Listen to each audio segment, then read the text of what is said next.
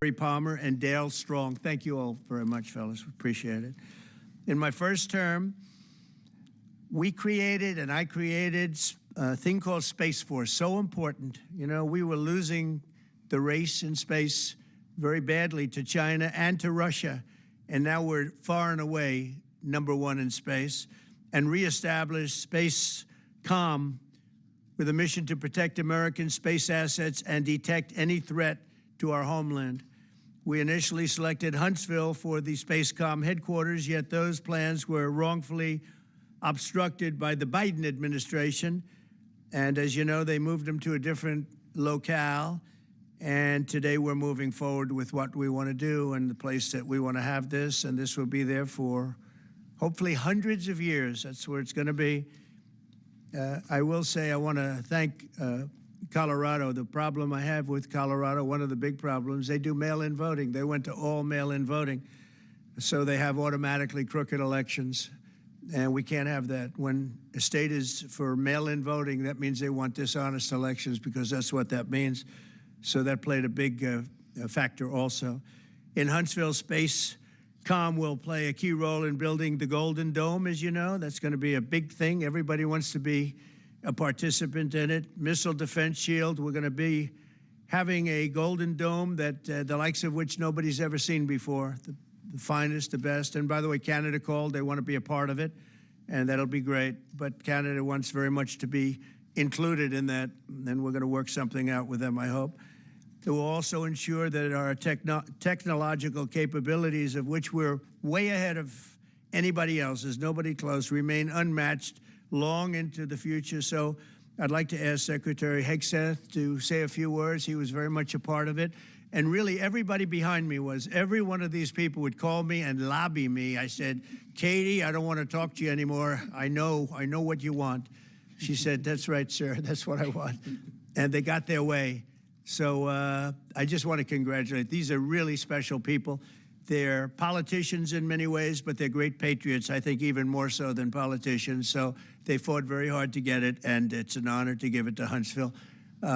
Pete, say a few words, please. Thank you, Mr. President. As usual, right place, right time, for the right reason. In your first administration, you established the Space Force at a time when we knew we had to be looking to that domain of space.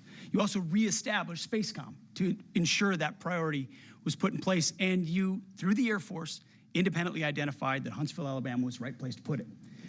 For other reasons, in the next administration under Biden, they decided to move it somewhere else. Well, during that time, the DOD Inspector General, the Government Affairs Office, they did their own assessments, and where did they say Spacecom should go? Huntsville, Alabama.